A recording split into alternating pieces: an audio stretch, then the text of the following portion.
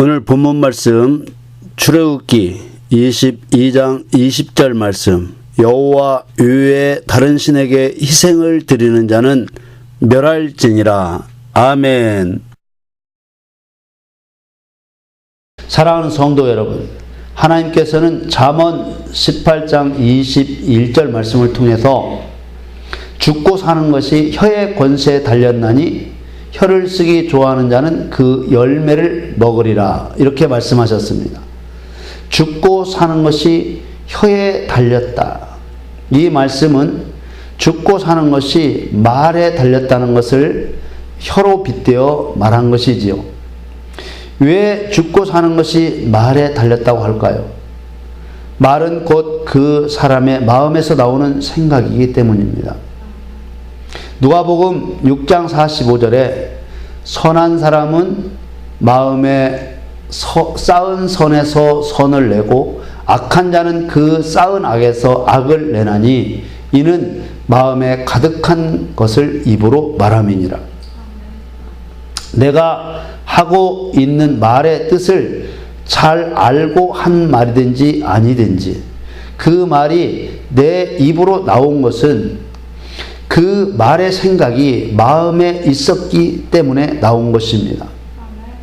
내가 그런 생각이 내 마음에 있었는지 있지 않았는지 알지 못한 것이라도 그 말은 분명 내 마음에서 나온 것이 맞습니다. 그러므로 사람의 말에는 책임이 따릅니다. 그래서 성경은 여러 곳에서 말에 대해 조심하라고 경계하고 있습니다. 잠언 21장 23절에는 입과 혀를 지키는 자는 그 영혼을 환난에서 보전하느니라. 또 야고보서 3장 6절 말씀에는 혀는 곧 불이요 불의의 세계라. 혀는 우리 지체 중에서 온 몸을 더럽히고 생의 바퀴를 불사르나니 그 사르는 것이 지옥불에서 나느니라. 또 시편 39편 1절에는 내가 말하기를 나의 행위를 조심하여 내 혀로 범죄치 아니하리니 악인이 내 앞에 있을 때 내가 내 입에 자갈을 먹이리라 하였도다. 내가 악인 앞에서는 내 입에다가 자갈을 물려서 말을 극도로 조심하겠다, 그런 뜻이죠. 오늘 설교의 제목을 다시 한번 말씀드리면 설을 명절이라 부르게 한 어리석은 자입니다. 여러분, 제목의 의미가 설을 명절이라고 불러야 된다는 것입니까? 부르지 말아야 된다는 것입니까? 우리가 알고 부르든지 모르고 부르든지 설을 명절이라고 부르면 설을 명절로 만든 자의 뜻을 인정하는 것이 되고 맙니다. 그냥 설이라 부르라, 그 말입니다. 설을 명절이라고는 하지 말라는 것입니다. 설이나 추석은 사단이 만든 거짓 명절입니다. 더러운 사단이 경배를 받기 위해 하나님의 명절을 도적질해서 만든 거짓 명절입니다. 설과 추석은 인간들이 좋아할 일들을 앞세워서 사단을 경배하게 만드는 날입니다. 설이나 추석은 헤어졌던 가족들이 만나고 친척과 이웃들이 인사를 나누는 좋은 점을 앞세워서 가족, 친지들이 모여서 조상에게 제사를 지내게 하는 것입니다. 더러운 사단은 조상을 섬긴다는 명분을 앞세워서 하나님이 아닌 다른 신에게 절을 하게 만드는 것입니다.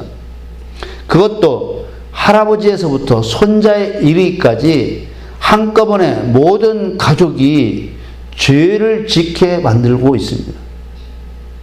거절하기도 어렵지요. 할아버지가 손자에게 절하라고 하는데 손자가 안 하기가 어렵습니다. 하나님께서는 출애굽기 34장 14절 말씀에 너는 다른 신에게 절하지 말라. 여호와는 질투라 이름하는 질투의 하나님이니라. 사람이 다른 신에게 절하게 되면 하나님의 원수가 되고 마는 것입니다. 사단은 끊임없이 사람들이 자신에게 절하게 할 계략을 꾸밉니다. 사단은 예수님에게도 절하게 하려고 했습니다. 누가복음 4장 7절 말씀에 그러므로 네가 만일 내게 절하면 다 내 것이 되리라. 원래 천하만국은 하나님이 사람에게 주신 것인데 죄로 인해서 사단에게 다 빼앗겼습니다. 그래서 사단의 것이 됐죠. 그래서 사단이 이렇게 말하는 거예요. 사단은 예수님이 자신에게 절하면 천하만국을 예수님에게 주고 자기의 종으로 삼겠다는 뜻입니다.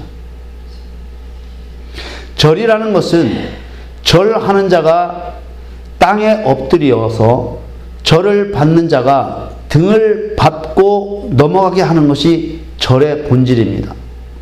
절은 배와 가슴, 이마와 무릎이 땅에 닿도록 엎드리는 것이 절이에요. 그러나 이보다 더 큰 복종은 뭐예요? 마음으로 굴복하고 입술로 경배하는 것입니다.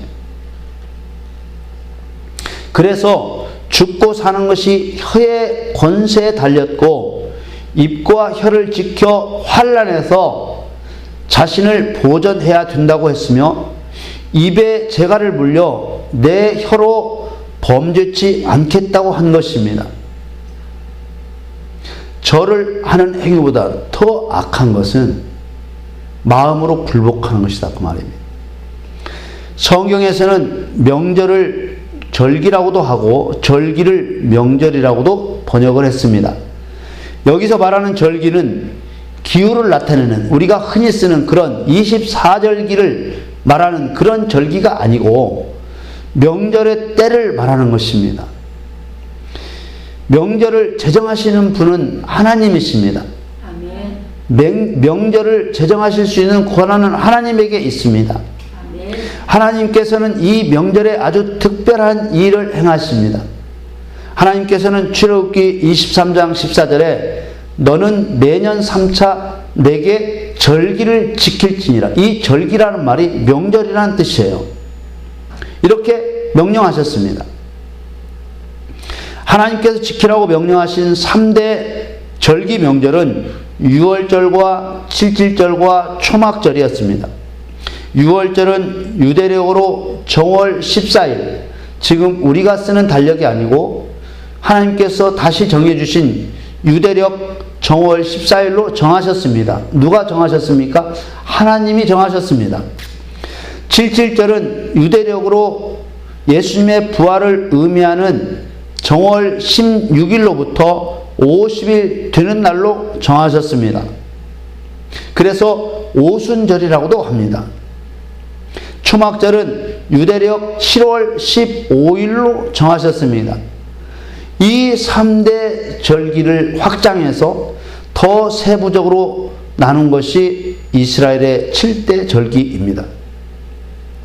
하나님께서는 예수 그리스도의 십자가 죽으심과 예수님의 재림에 이어서 영원 무궁의 세계로 들어가는 일을 의미하는 이 7절기들을 레위기 23장의 순서대로 기록해 놓으셨습니다.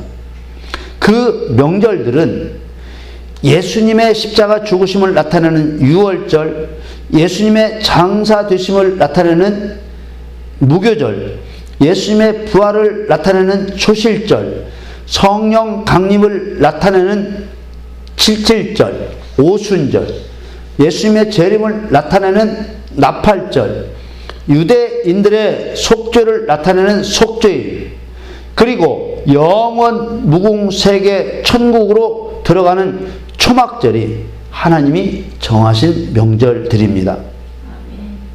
이 7명절 가운데 이미 이루어진 절기는 유월절과 무교절과 초실절과 오순절입니다. 그리고 아직 이루어지지 않은 절기는 예수님의 재림을 의미하는 나팔절, 그리고 이스라엘 유대인들의 속죄의 기회를 줄 속죄일, 그리고 영원 무궁 세계로 들어가는 초막절이 남아 있는 것입니다. 지나간 절기들이 예수님을 통해서 다 이루어진 것처럼 다가올 명절들도 예수님을 통해서 다 이루어질 것입니다. 성경에 예언된 대로 나팔 불며 천군 천사와 함께 예수님께서 재림하실 것입니다. 그리고 선택받은 백성들임에도 아직 예수님께로 돌아오지 않고 있는 유대인들에게 속죄의 기회를 주실 것입니다. 또 알곡은 천국으로, 쭉정이는 지옥으로 들어가는 영원한 무궁세계도 반드시 이루어질 줄 믿습니다. 이처럼 명절은 하나님께서 정하신 것이요 하나님의 계획을 이루어가시는 일정표입니다. 날짜도 하나님이 정하셨고 명절을 지키는 방법도 하나님이 정하셨습니다. 그러므로 명절의 주인은 하나님이십니다. 절기를 의미하는, 명절을 의미하는 하가그라는 말은 절기를 지키다, 춤추다, 흔들거리다 라는 의미를 가지고 있습니다. 축제의 의미를 가지고 있죠. 또 절기를 나타내는 또 하나의 단어인 하그란 말은 축제, 모임, 순례절기, 절기, 희생 이런 뜻을 가지고 있습니다. 여러 가지 뜻을 가지고 있죠. 그리고 또 하나 절기를 나타내는 모에드라는 말은 정한 때, 장소, 모임 이런 의미를 가지고 있습니다. 그런데 이 모든 세 가지 말들이 전부 다 절기라고 해석되고 있습니다. 그러므로 하나님께서 정하신 절기의 의미는 하나님께서 정하신 때와 장소에서 절기의 희생이라고 부르는 짐승을 죽이고 하나님 앞에서 춤추며 거룩한 날을 경축하며 하나님을 기쁘시게 하는 것이 바로 절기의 의미입니다. 절기 때는 반드시 누가 죽어요? 짐승이 죽습니다. 절기 때는 반드시 짐승의, 사단의 상징인 짐승이 죽습니다. 여기서 절기의 희생이라고 부르는 짐승은 당연히 더러운 사단을 의미하는 것입니다. 자, 그러면 우리가 사단이 만들어 놓은 거짓 명절에 절을 하게 된 그 절에서도, 그 절기에서도 죽는 자가 있는 거예요. 절하는 자가 죽는 자가 되는 것입니다. 또 한편으로는 예수님도 절기의 희생으로 상징되셨습니다. 그 이유는 예수님이 절기 때 죽어야 할 짐승처럼 죽으셔야 했고 죽으셨기 때문에 그렇게 말한 것입니다. 예수님은 어린 양이시기 때문에 죽으신 것이 아니고 사단의 상징인 어린 양이 죽는 것처럼 죽으신 것이지요.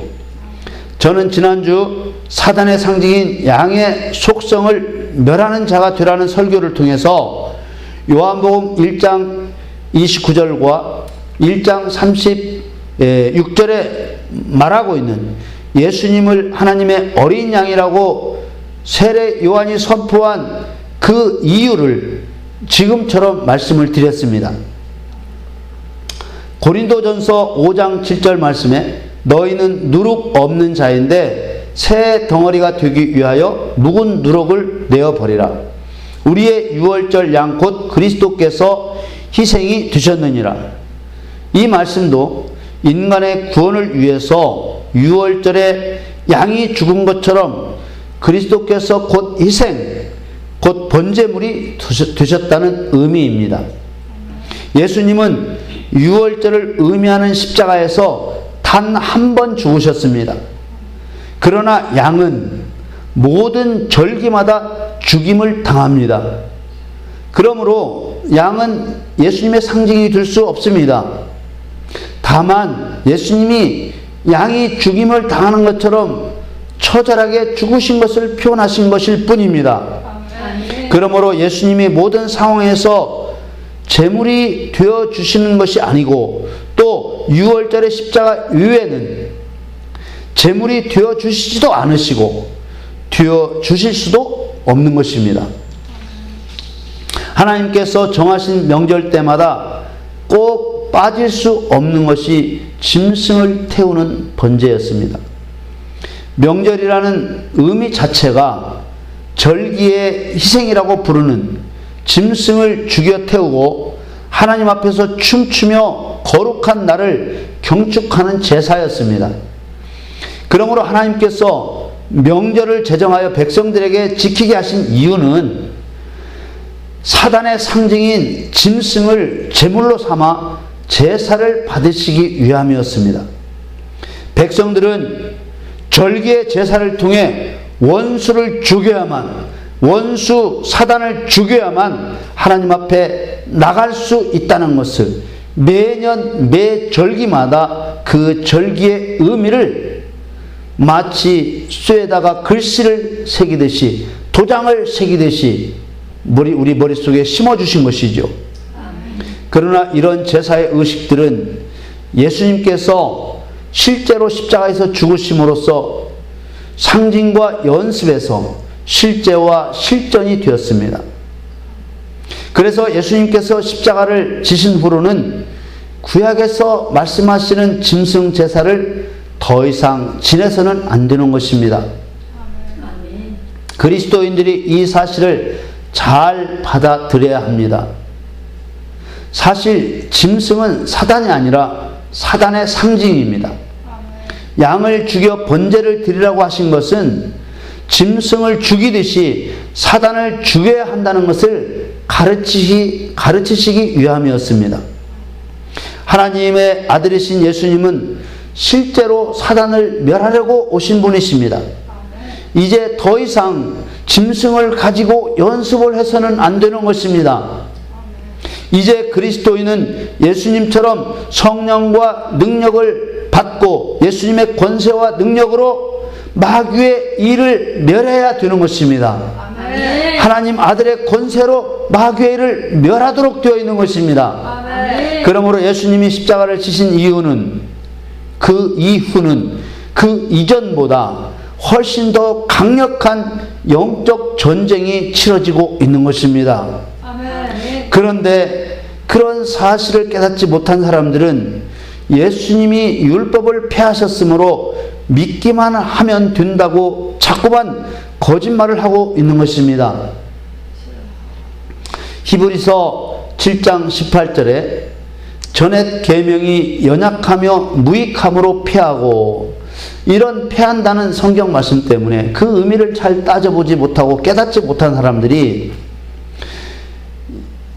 이제 구약의 어떤 일도 할 필요가 없다, 이렇게 말하게 되는 것이죠. 여기서 전옛 계명은 구약의 율법을 말합니다. 제사는 이 율법으로 세워진 것이죠. 구약의 제사는 앞으로 오실 그리스도와 함께 사단을 어떻게 멸해야 될지를 가르쳐 주시려고 제정하신 것입니다. 다시 말씀드리지만 구약의 제사 행위로 사단을 멸하려고 하셨던 것이 아니라 실제로 사단을 멸하실 그리스도께로 인도하는, 앞으로 그리스도께서 오셔서 이렇게 멸하실 것이라고 가르쳐주는, 그래서 안내자 역할을 했던 것이죠. 이것을 성경은 구약 율법을 모학선생이라고 표현한 것입니다. 제사 계명은 실제가 아니어서 연약하고 무익하다고 표현한 것이지 쓸모가 없고 가치가 없다, 그런 말이 아닙니다. 율법이 없었으면 사단을 어떻게 죽여야 하는지를 알 수 없게 되는 것이죠. 그래서 히브리서 10장 6절 말씀에 이렇게 말씀하세요. 전체로 번제함과 속주제는 기뻐하지 아니하시나니. 예수님이 모든 번제와 속주제는 기뻐하지 아니하신다는 거예요. 이제 7절에 이에 내가 말하기를 하나님이여 보시옵소서, 두루마리 책에 나를 가리켜 기록한 것과 같이 하나님의 뜻을 행하러 왔나이다 하시니라. 예수님이 하나님의 뜻을 행하러 오셨다는 거예요. 자, 8절에 위에 말씀하시기를 제사와 예물과 전체로 번제함과 속주제는 원치도 아니하고 기뻐하지도 아니하신다 하셨고, 도대체 왜 기뻐하지 않으시는 거예요?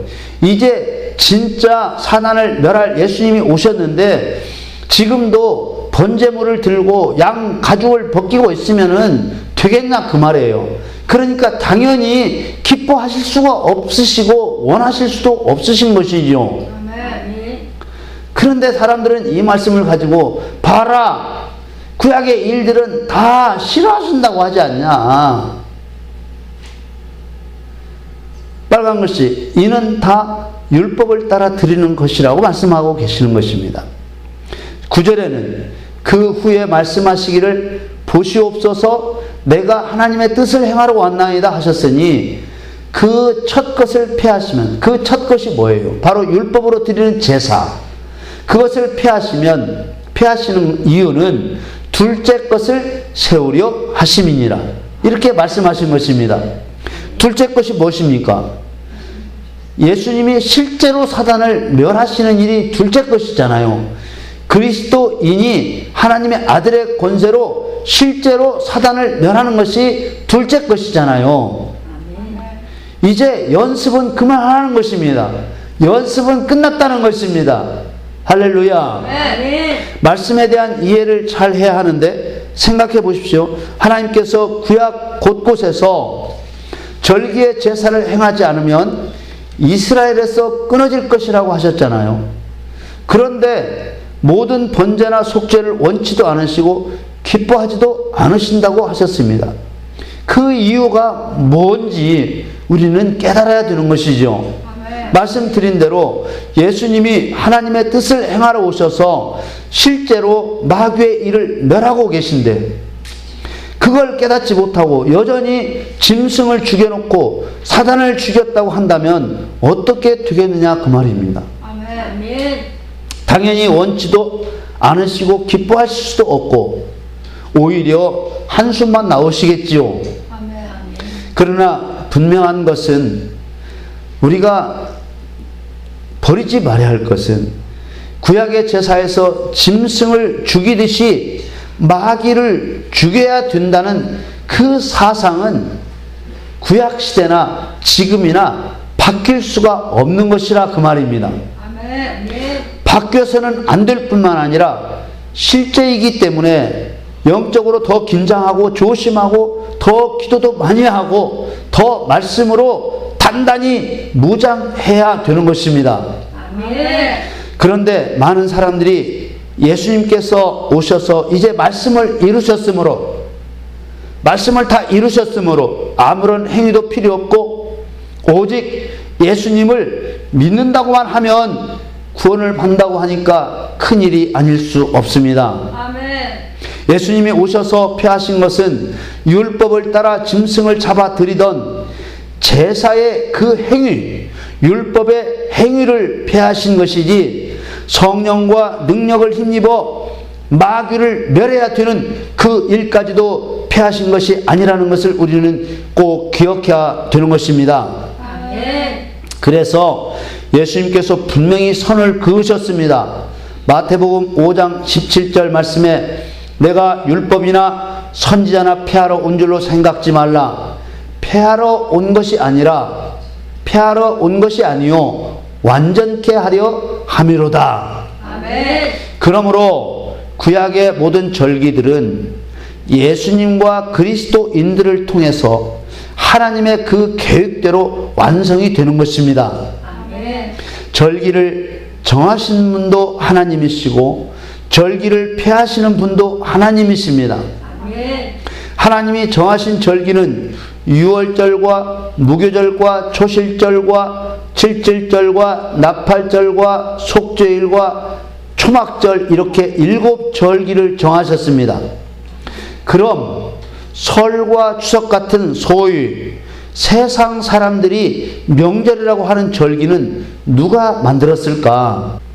설과 추석이 우리 민족의 고유의 명절이라고 했잖아요.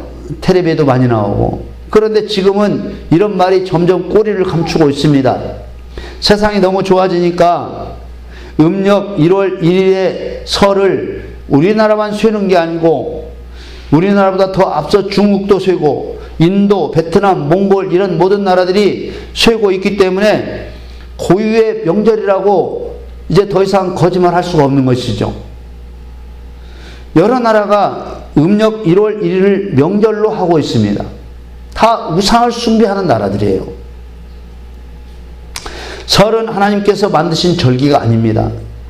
여러분들에게 설에 모여서 떡해 먹고 가족과 같이 지내지 말라는 뜻이 아닙니다. 오늘 설교의 제목은 설을 명절이라고 부르지 말라는 것입니다. 그냥 설을 설이라고만 하라는 것입니다. 아멘. 설을 명절이라고 하지 말라는 거예요. 아멘. 명절이라고 하면 그 순간에 사단의 종이 되고 만다는 것입니다. 아멘. 설은 하나님께서 만드신 절기가 아니에요. 하나님의 절기를 본따서 사단이 만든 것입니다. 아멘. 사단이 제사를 받기 위해 만든 것입니다. 설날에 지내는 제사의 명분을 조상에 대한 공경으로 내세웠잖아요. 그것은 사단의 거짓말일 뿐입니다. 인간은 죽은 후에 결코 제사를 받을 수 있는 자리에 나올 수 없습니다. 아멘. 절대로 나올 수 없습니다. 아멘. 사람이 죽음을 맞이하여 영혼이 육체를 떠나는 순간 낙원이나 음부로 가게 됩니다. 아멘. 하나님의 허락 없이는 그곳에서 단 한 발자국도 아니요 단 1mm도 나올 수 없는 것입니다. 아멘. 사단이 하나님의 것을 본따서 제사를 만들어 퍼뜨린 것은 절을 받기 위한 것입니다. 아멘. 절은 복종의 의미가 있기 때문에 절을 하게 되면 절하는 자는 절 받는 자의 종이 되고 마는 것입니다. 그래서 하나님께서는 다른 신에게 절하는 것을 엄격히 금지하셨습니다. 인간이 다른 신에게 절을 하게 되면 그 신의 종이 되기 때문입니다. 출애굽기 20장 5절 말씀에 그것들에게 절하지 말며 그것들을 섬기지 말라. 나 여호와 너의 하나님은 질투하는 하나님인즉 나를 미워하는 자의 죄를 갚되 아비로부터 아들에게로 3, 4대까지 이르게 하거니와 6절에는 나를 사랑하고 내 계명을 지키는 자에게는 1000대까지 은혜를 베푸느니라. 아멘. 다른 신들을 섬기고 다른 신들에게 절하는 것이 얼마나 두렵고 무서운 일이면 하나님께서 그렇지 않은 자에게 하나님을 경유하고 하나님을 섬기고 하나님에게 절하는 자에게 1000대까지 은혜를 베푸신다고까지 약속을 하시겠습니까? 아멘. 10대도 아니고 100대도 아니고 얼마나 그 일이 중요한 일이면 1000대까지 은혜를 베푸신다고까지 약속을 하시겠느냐 그 말입니다. 아멘. 다른 신을 섬겨 절하는 것이 하나님 앞에 무서운 죄가 되기 때문에 사단은 그것을 노리고 설날 조상제사라는 명목으로 거짓 신들에게 절하게 만드는 것입니다.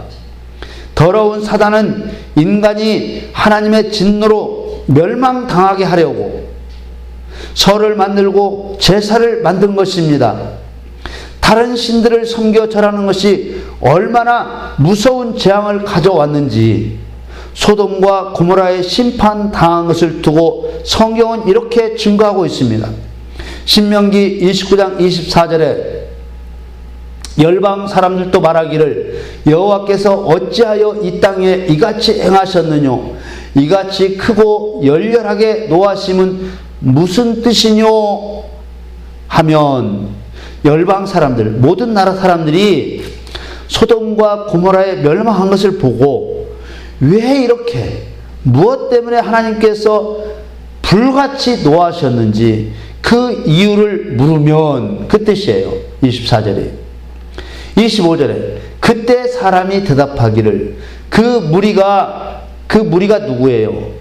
소돔과 고모라에 살던 이스라엘 백성들 그 무리가 자기의 조상의 하나님 여호와께서 그 조상을 애굽에서 인도하여 내실 때에 더불어 세우신 언약을 버리고 더불어 하나님과 우리가 사람이 함께 세운 언약이 뭐예요? 십계명이잖아요. 다른 신들을 섬기지 않겠다. 절하지 않겠다, 하나님만 섬기겠다, 이런 언약을 버리고 26절에 가서 어디에? 가나안 땅에 들어가서 자기들이 알지도 못하고 여호와께서 그들에게 주시지도 아니한 다른 신들을 섬겨 그에게 절한 까닭이라. 멸망의 이유가 뭐라고요? 다른 신들을 섬겨 그에게 절한 까닭이라. 절하면 망하는 거예요. 여러분, 조상 귀신을 보고 제사 지냅니까? 성경 말하잖아요. 자기들이 알지도 못하고.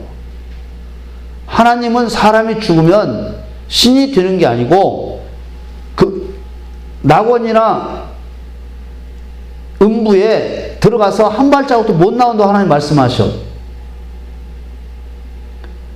누가 오겠어요? 당연히 이 땅에 있는 귀신이 조상의 흉내를 내고 제사를 받아먹는 것이죠. 사람이 하나님의 영광과 썩어질 짐승과 버러지 우상으로 바꾸는 일이 바로 이 일이에요. 하나님이 아닌 다른 신을 섬겨 절하는 것이 바로 그런 거란 말이에요. 그런 이스라엘 백성들에게 내려진 하나님의 진노는 참으로 두려운 것이었습니다. 27절 말씀에 이러므로 여호와께서 이 땅을 향하여 진노하사 이 책에 기록된 모든 저주대로 재앙을 내리치고 유황과 불로 완전히 태워버리셨잖아요.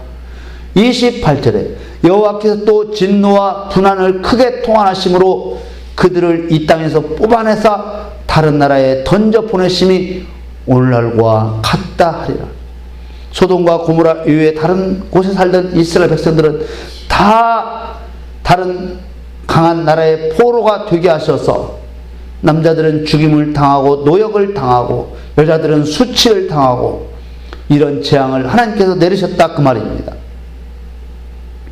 하나님께서 이토록 다른 신을 섬겨 절하는 것을 금하시는 이유는 사람이 마귀의 종이 되는 것을 원치 않으시기 때문입니다. 아멘. 마귀의 종이 되면 말이죠, 하나님을 대적하는 원수가 되게 되고 영원히 지옥불에 들어갈 수밖에 없기 때문입니다. 아멘.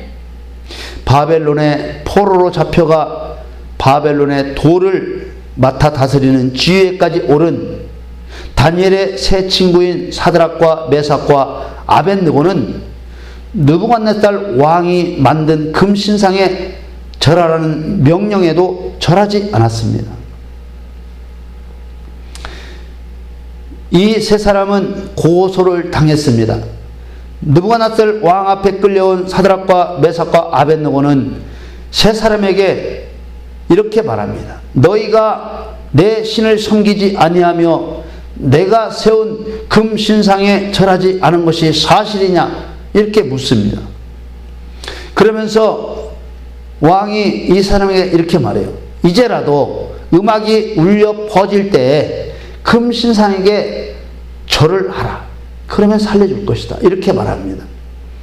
만일 절하지 않으면 극렬히 타는 풀무 가운데 던져 넣을 것이니 그 누구도 어떤 신도 너희들을 내 손에서 건져낼 수 없을 것이다. 이렇게 엄포를 놓지요. 그러자 하나님을 섬기는 세 사람이 대답합니다. 다니엘 3장 16절 말씀에 사드락과 메삭과 아벳느고가 왕에게 대답하여 가로되 느부갓네살이여 우리가 이 일에 대하여 왕에게 대답할 필요가 없나이다. 17절에 만일 그럴 것이면 왕이여 우리가 섬기는 우리 하나님이 우리를 극렬히 타는 풀무 가운데서 능히 건져내시겠고 왕의 손에서도 건져내시리이다. 만일 당신이 우리를 풀무 가운데로 던지면은 우리가 섬기는 우리 하나님이 우리를 건져내실 거라는 거예요. 당신 손에서도 건져낼, 당신은 우리를 죽일 수 없게 될 거라는 거예요. 18절에 그리 아니하실지라도 만일 하나님께서 우리를 풀무불에서 건져주시 않을지라도 왕이여 우리가 왕의 신들을 섬기지도 아니하고 왕에 세우신 금 신상에게 절하지도 아니할 줄을 아옵소서. 아멘. 너무나 놀라운 대답이었습니다. 풀무에 던져놓겠다는 왕 앞에서 왕 마음대로 하시오. 왕에게 대답할 필요가 없나이다. 만일 당신이 풀무불에 던져넣는다 해도 우리 하나님이 건져내실 것이고 왕의 손에서도 건져내실 것이요. 만일 우리 하나님께서 그리 아니하실지라도 우리는 절대로 왕의 신들을 섬기지도 않겠고 금 신상에게 절하지 않을 테니 그리하시오. 이들은 죽을지라도 하나님 외에는 다른 신을 섬기지 않고 절하지 않는 절대 신앙을 가지고 있었습니다. 아멘. 하나님에 대한 절대 신앙. 아멘. 이들의 결과가 어떻게 될까요? 이 말을 들은 느부갓네살 왕은 분이 가득했습니다. 그리고 풀무를 평소보다 7배나 뜨겁게 하라고 명령했습니다. 얼마나 뜨겁게 했던지 이 세 사람을 던져 넣으려고 붙잡고 가던 사람이 타 죽을 정도로 뜨거웠습니다. 결박된 사드락과 메삭과 아벳느고는 왕의 명령대로 풀무 가운데로 던져 넣었습니다. 그런데 말입니다. 그런데 이 세 사람의 믿음대로, 무엇대로? 이 사드락과 메삭과 아벳느고의 믿음대로 하나님께서는 머리털 하나도 거슬리지 않도록 보호해 주셨습니다. 아멘. 할렐루야. 아멘. 이 모습을 본 느부갓네살 왕은 깜짝 놀랐습니다. 극렬히 타는 풀무 가운데서도 구원하시는 하나님을 두 눈으로 똑똑히 본 것입니다. 아멘. 그래서 느부갓네살 왕은 이렇게 말합니다. 다니엘 3장 28절 말씀에 느부갓네살이 말하여 가로되 사드락과 메삭과 아벳느고의 하나님을 찬송할지로다. 아멘. 그가 그 사자를 보내사, 하나님께서 그 천사를 보내사 자기를 의뢰하고 그 몸을 버려서 왕의 명을 거역하고 하나님을 의지하고 그 몸을 버려서 죽기를 각오하고 왕의 명을 거역하고 그 하나님 밖에는 다른 신을 섬기지 아니하며 그에게 절하지 아니한 종들을 구원하셨도다. 아멘.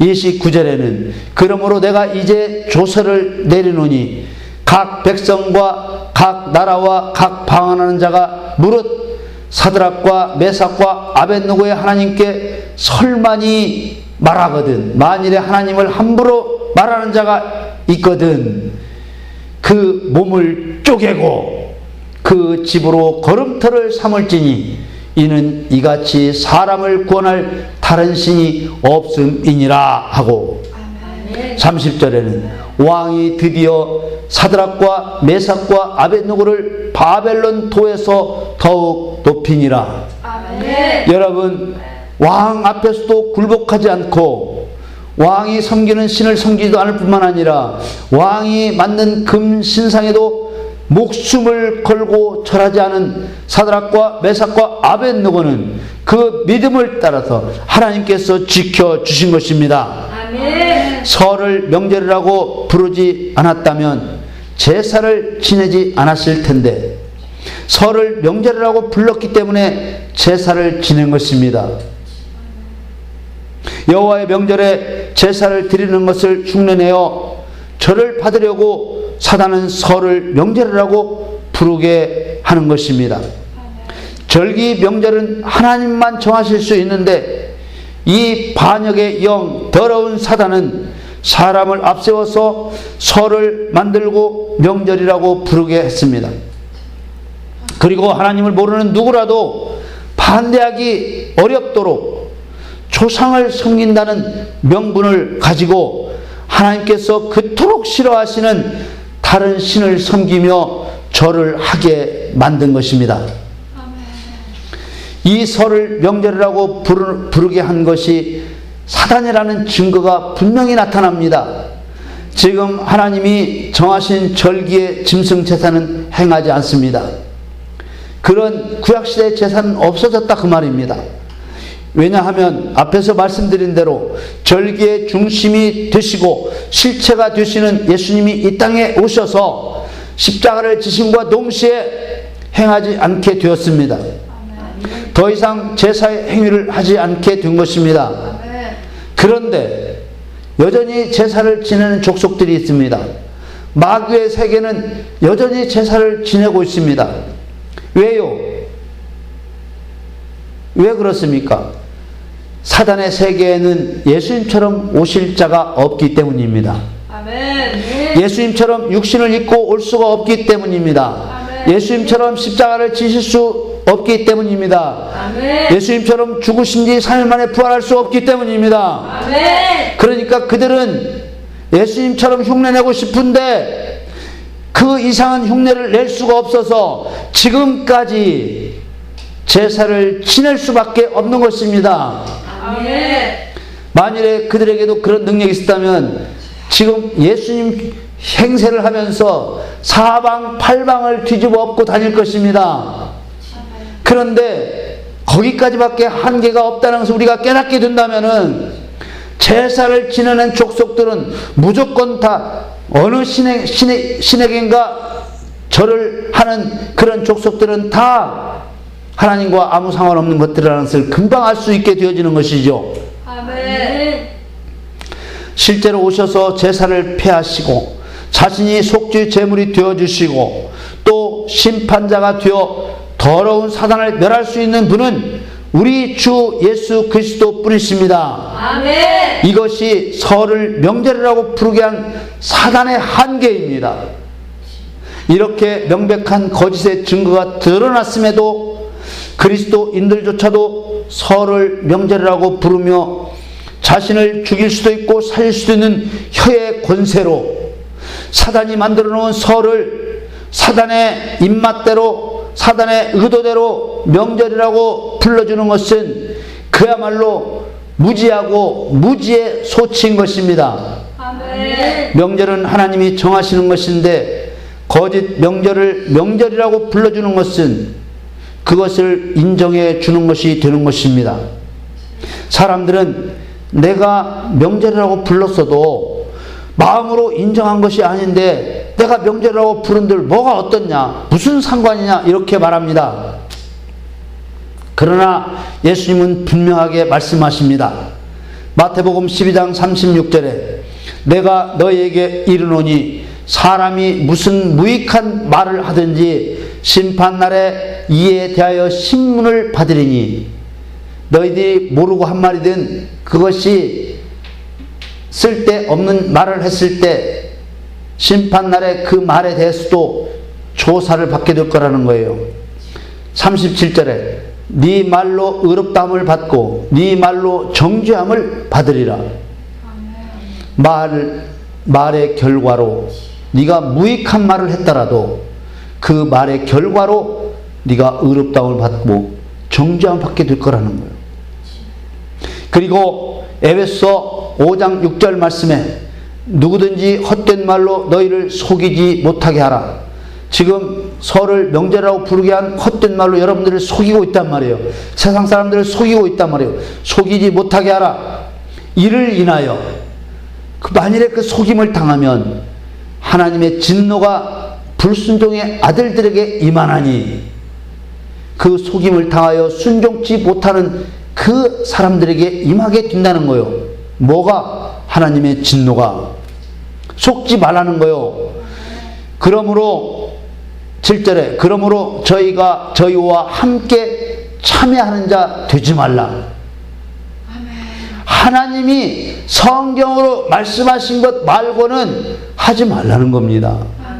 하나님께서 성경으로 지시하신 것, 명령하신 것 말고는 하지 말라는 것입니다. 하나님이 성경으로 하라는 것은 순종하라는 것입니다. 내가 마귀의 말에 속임을 당하고 있다는 것은 내가 그리스도인으로 무장되어 있지 않다는 증거예요. 내가 참된 그리스도인이 아니라는 증거예요. 내가 무익한 말을 하게 되는 것은 내가 참된 그리스도인이 아직 되지 못했다는 증거가 나타난 거란 말이에요.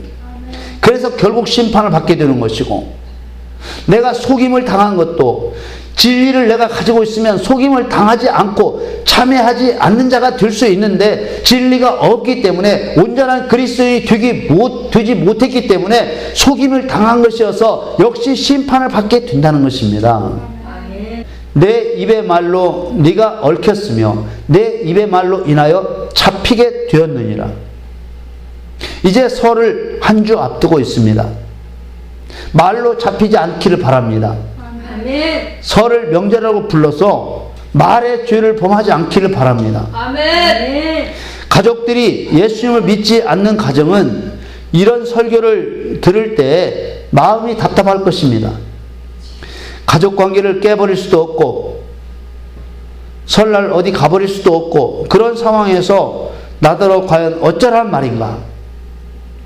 그러나 하나님께서는 우상 숭배에 대한 어떤 것도 융통성을 열어두지 않으셨습니다. 오히려 다니엘의 세 친구인 사드락과 메삭과 아벳느고의 그런 일들, 풀무에 던져진 일을 성경에 기록해서 우리가 어떤 상황 속에서도 다른 신을 섬기고 다른 신에게 절하는 것을 경계하셨습니다. 융통성이 없다는 겁니다. 그러나 여러분, 우리가 낙심하지 말고, 우리는 싸워 이길 수 있는 사람들이잖아요. 아멘. 낙심하지 말고 모든 것을 하나님께 맡기고 하루도 거르지 말고 기도하십시다. 아멘. 오늘부터 설날까지, 설날 새벽까지 하나님 앞에 간절히 기도하면 설을 명절이라고 부르게 한 어리석은 자, 더러운 사단을 주님께서 결박하여 멸하실 것입니다. 아멘. 모르고, 아무것도 모르고 거짓신 사단에게 제사하는 가족들을 흉악한 결박에서 풀어주실 것입니다. 아멘. 뭐 하면? 여러분들이 기도하시면, 아멘. 여러분 기도할 때마다, 시간이 허락될 때마다 이렇게 명령하고 선포하십시오.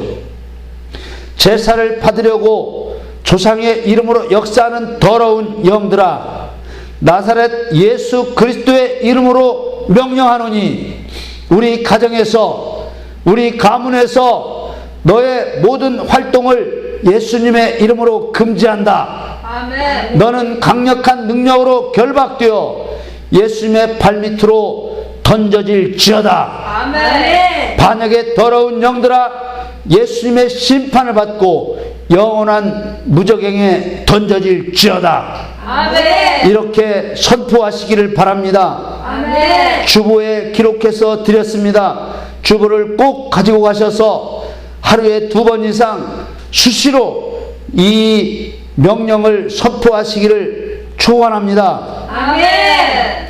여러분, 인간은 오직 위로 하나님 한 분에게만 경배하며 영광을 돌릴 하나님의 형상입니다. 아멘. 더럽고 간악한 술수로 설을 명절이라고 부르게 한 더러운 사단의 거짓말을 진리로 파쇄하고 아멘. 하나님의 권능이 여러분과 여러분의 가정에 강력하게 나타나기를 예수 그리스도의 이름으로 간절히 축원합니다.